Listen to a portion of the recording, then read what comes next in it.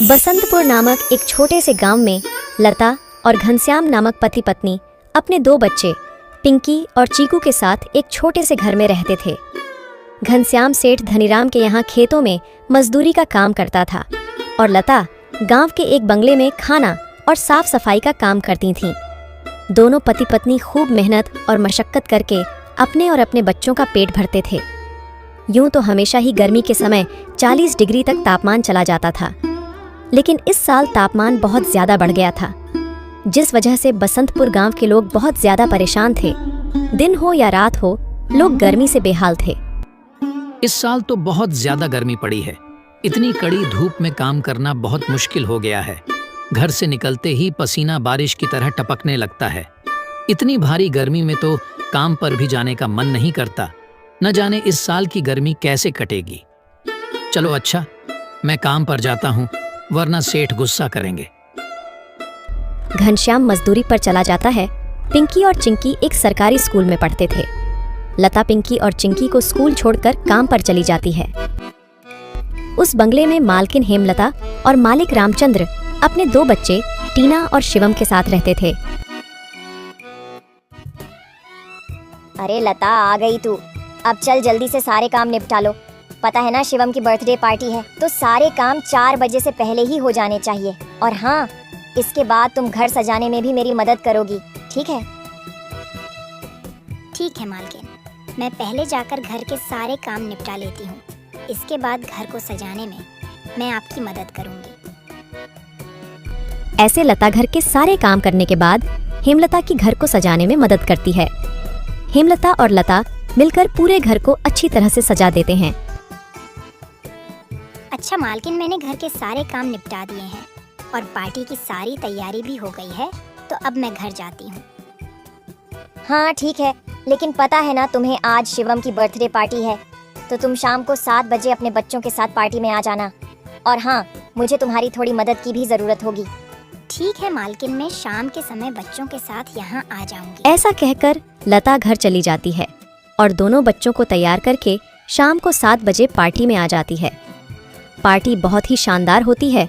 लता के बच्चे इतना बड़ा घर देखकर कहते हैं, अरे यार चिंकी, यह घर कितना बड़ा है और कितना सुंदर है। बाहर कितनी गर्मी है, फिर भी इनके घर के अंदर कितना ठंड लग रहा है। पिंकी और चिंकी की बातें शिवम सुन लेता है और वह उनसे कहता है, अरे ये घर ठंडा इसलिए लग रहा है क्योंकि हमारे घर में हर कमरे में एसी लगा हुआ है। ओह, मतलब कि एसी लगाने से घर बहुत ठंडा हो जाता है। दीदी, हम भी अपने पिताजी को अपने घर में एसी लगाने के लिए बोलते हैं ना, हमारे घर में भी बहुत ठंडा लगेगा। चलो बच्चों, इधर आओ, केक काटने का टाइम हो गया है। जब केक काटने लगता है तो पिंकी और चिंकी एसी की ठंडी ठंडी हवा खाते खाते शिवम के कमरे की तरफ चले जाते हैं और शिवम के कमरे के बाहर खड़े होकर एसी की ठंडी ठंडी हवा का मजा लेने लगते हैं। एसी की ठंडी ठंडी हवा खाते खाते वह दोनों कमरे के अंदर चले जाते हैं। दीदी, यह कमरा तो सबसे ठंडा है, इसमें कितनी ठंडक है। और दीदी, यह देखो, यह बिस्तर कितना सुंदर है, बिल्कुल मखमल जैसा। दोनों बेड पर बैठ जाते हैं और ठंडी ठंडी हवा का आनंद लेने लगते हैं। देखते ही देखते 15 मिनट बीत जाते हैं और आराम करते करते कब दोनों की आंख लग जाती है, उन्हें पता ही नहीं चलता। इतने ही देर में अचानक से शिवम की बहन टीना कमरे में आ जाती है। वह पिंकी और चिंकी दोनों को शिवम की बेड पर लेटा देखकर जोर से भड़कती है। ये दोनों मेरे कमरे में क्या कर रहे हैं? माँ इधर आओ, देखो ये दोनों मेरे बेड पर क्या कर रहे हैं। टीना की आवाज सुनकर हेमलता कमरे में आती है। तुम दोनों अभी के अभी मेरे बेड से उठो। पिंकी और चिंकी हेमलता की आवाज सुनकर जग जाते हैं। लता भी हेमलता की आवाज सुनकर भागी भागी चली आती है। क्या हुआ मालकिन? आपकी बहुत जोर से नीचे आवाज आ रही थी। क्या हुआ? ये पूछ क्या नहीं हुआ? ये देख नहीं रही तू? तेरे बच्चों ने अपने गंदे मेले बदबूदार कपड़ों से मेरा पूरा बेड गंदा कर दिया। तेरे बच्चों ने एसी देखा नहीं कि सोने चले मेरे बेड पे। हद होती है यार। मैं तो तेरे बच्चों को इसलिए बुलाया था कि इनका भी थोड़ा मन लग जाएगा।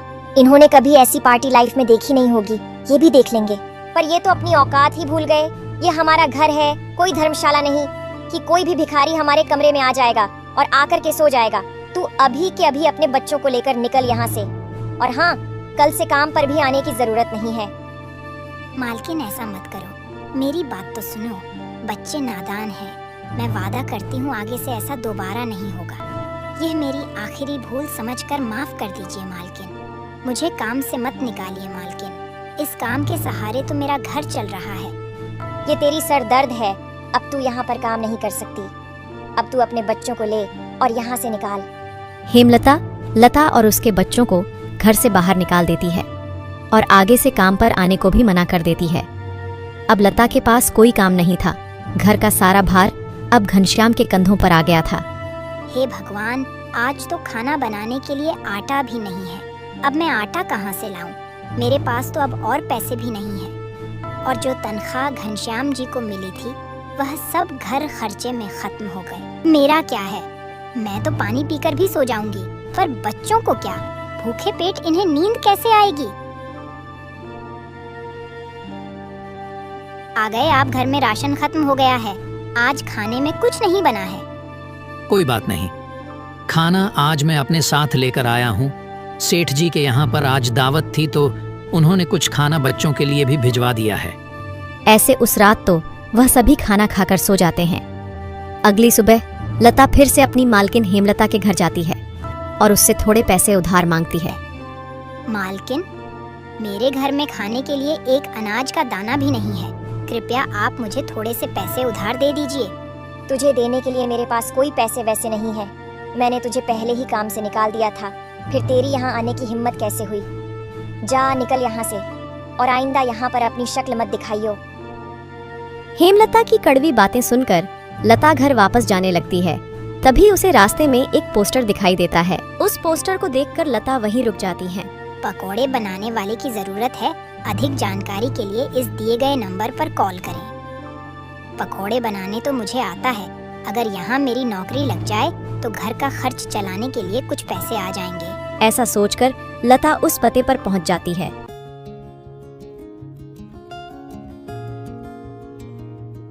भैया, मैंने आपका पोस्टर देखा। आपको किसी पकोड़े बनाने वाले की जरूरत है? हाँ, जरूर तो है। तुम पकोड़ा बना लोगी। क्या तुम्हें पकोड़े बनाने आते हैं? हाँ, सब मुझे कई तरह के पकोड़े बनाने आते हैं, जैसे मिर्च का पकोड़ा, पालक का पकोड़ा, पनीर का पकोड़ा और भी कई प्रकार के पकोड़े मुझे बनाने आते हैं। तो ठीक है, तुम आज से ही काम पर लग सकती हो।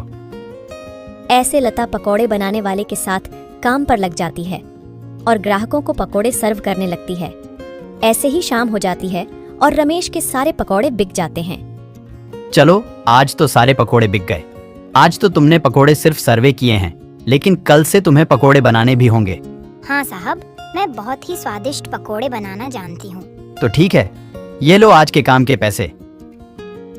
300 रुपए लेकर लता सबसे पहले राशन की दुकान पर जाती है और वहां से राशन का सामान खरीदकर घर आ जाती है। घर पहुंचकर लता सबसे पहले बच्चों के लिए खाना बनाती है और उनको परोसती है। चिंकी, पिंकी, आ जाओ खाना खा लो। इतने में घनश्याम भी वहां आ जाता है और लता घनश्याम को अपने नए काम के बारे में बताती है। इस तरह सारे मिलकर खुशी खुशी खाना खाते हैं। अगली सुबह लता बच्चों को स्कूल छोड़कर वापस काम पर चली जाती है। दुकान पर पहुंचकर लता पकोड़े बनाती है। लता के बने हुए पकोड़े ग्राहकों को बहुत पसंद आते हैं। लता के बने हुए पकोड़े खाकर ग्राहक पकोड़े की बहुत तारीफ करते हैं। उनको आज के बनाए हुए पकोड़े कल से भी ज्यादा अच्छे लगे। रमेश भाई, तुम्हारे आज के पकोड़े का तो कोई जवाब ही नहीं। इससे स्वादिष्ट पकोड़े मैंने आज से पहले इस होटल में कभी नहीं खाए। आखिर आज ऐसा क्या मिलाया है इन पकोड़ों में जो इतने स्वादिष्ट बने हैं? आज तो मैं एक और प्लेट खाऊंगा। मेरे लिए एक एक्स्ट्रा प्लेट पकोड़े लगा दो। ऐसे रमेश अपने ग्राहकों के मुंह से पकोड़े की तारीफ को सुनकर लता से कहता है, लता, तुम्हारे हाथ में तो जादू है। तुम्हारे हाथों के बने पकोड़े खाकर ग्राहक एक एक एक्स्ट्रा प्लेट पकोड़े खा रहे हैं। तुमने तो कमाल ही कर दिया। आखिर ऐसा क्या मिलाया है इन पकोड़े में जो ग्राहक इतनी तारीफ कर रहे हैं? साहब जी, कुछ खास नहीं मिलाया है, बस थोड़े से नमक मिर्च मसाले बराबर मात्रा में डाले हैं, बस। ऐसे रमेश के आज के पकोड़े बहुत जल्द ही खत्म हो जाते हैं। आज तो पकोड़े बहुत जल्द ही खत्म हो गए। कल से हमें और ज्यादा से ज्यादा पकोड़े बनाने होंगे। और हाँ, अब हमारी पकौड़ों की सेल और ज्यादा अच्छी होने लगी है, इसलिए कल मैं दुकान में एसी लगवा रहा हूँ। इससे ग्राहक भी एसी की ठंडी ठंडी हवा में पकोड़ों का मजा लेंगे और हमारे पकोड़े की सेल और ज्यादा बढ़ेगी। तुम क्या कहती हो? साहब, विचार तो बहुत अच्छा है। अगले दिन रमेश अपनी दुकान में एसी लगवा लेता है और जैसा उसने सोचा था वैसा ही हुआ। एसी लगने के बाद रमेश के दुकान पर ग्राहकों की संख्या बढ़ जाती है। ग्राहक ठंडी ठंडी हवा में बैठकर पकोड़े खाने का आनंद उठाते हैं। ऐसे रमेश के आज भी सारे पकोड़े बहुत जल्द ही बिक जाते हैं। शाम के समय जब लता घर वापस आती है और वह चिंकी और पिंकी को आपस में बातें करते हुए सुनती है। दीदी, उस दिन पार्टी में कितना मजा आ रहा था ना। कहाँ हम उस दिन एसी की ठंडी ठंडी हवा खा रहे थे और कहाँ आज हम इतनी गर्मी में बैठे हैं। काश हमारे घर में भी एसी होती तो हम भी अभी एसी की ठंडी ठंडी हवा खा रहे होते। इतने में लता अंदर आ जाती है। अरे चिंकी और पिंकी, तुम दोनों क्या कर रहे हो? तुम दोनों ने अपने स्कूल का होमवर्क किया? चलो जल्दी से अपना अपना होमवर्क कर लो। मैं खाना बनाने जा रही हूँ। इसके बाद खाना खाकर जल्दी सो जाना। कल तुम्हें सुबह उठकर स्कूल भी तो जाना है ना। ठीक है माँ, हम स्कूल का काम करके आते हैं। ऐसे दिन बीतते जाते हैं और लता के हालात पहले से ठीक होते जाते हैं। ऐसे ही एक दिन सुबह लता काम पर जा रही होती है, तभी उसे भंगार की एक दुकान दिखती है। उसे दुकान पर कई सारे सामान थे, जैसे कूलर, पंखा, फ्रिज, एसी इत्यादि। लता का ध्यान उस दुकान में रखे पुराने एसी की तरफ जाता है। वह उसे बहुत पसंद आता है। वह उस दुकानदार से बोलती है, भैया, ये एसी का क्या दाम है? मात्र 10,000 रुपए की है। 10,000? ये तो बहुत ज्यादा है। ज्यादा नहीं, ये तो बहुत कम है। ये सेकंड हैंड एसी है। अगर नई एसी खरीदने जाओगी तो 30,000 से कम की नहीं आएगी।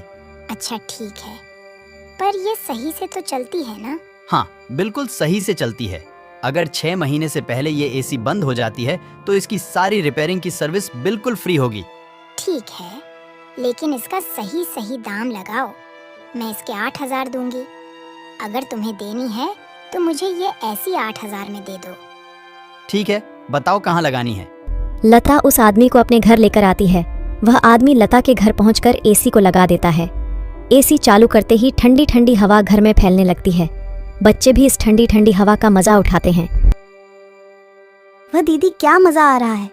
ऐसी की ठंडी ठंडी हवा, ऐसा लग रहा है जैसे बर्फ की चादर ओढ़ ली है हमने।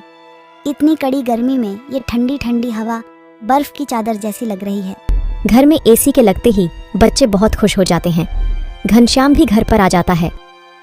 ओह, आखिर तुमने बच्चों की इच्छा पूरी कर ही दी। कैसे ना करती भला। बच्चे तो आखिर मेरी जान है। इनसे बढ़कर मेरे लिए कुछ भी नहीं। एसी लग जाने की वजह से बच्चे बहुत खुश होते हैं और लता की कमाई भी अच्छी होने लगती है। लता के बने हुए पकौड़ों की वजह से रमेश के दुकान पर ग्राहकों की भीड़ लगी रहती थी। इससे रमेश खुश होकर लता की तनख्वाह बढ़ा देता है। थोड़े दिन बाद घनश्याम भी सेठ धनीराम के यहाँ मजदूरी छोड़कर लता के साथ पकोड़े बनाने लगता है। दोनों को रमेश काफी अच्छी सैलरी देता था, जिससे उनका घर खर्च काफी आसानी से चल जाता था। बच्चे पूरी गर्मी एसी की ठंडी ठंडी हवा में गुजरते हैं और इस तरह वह लोग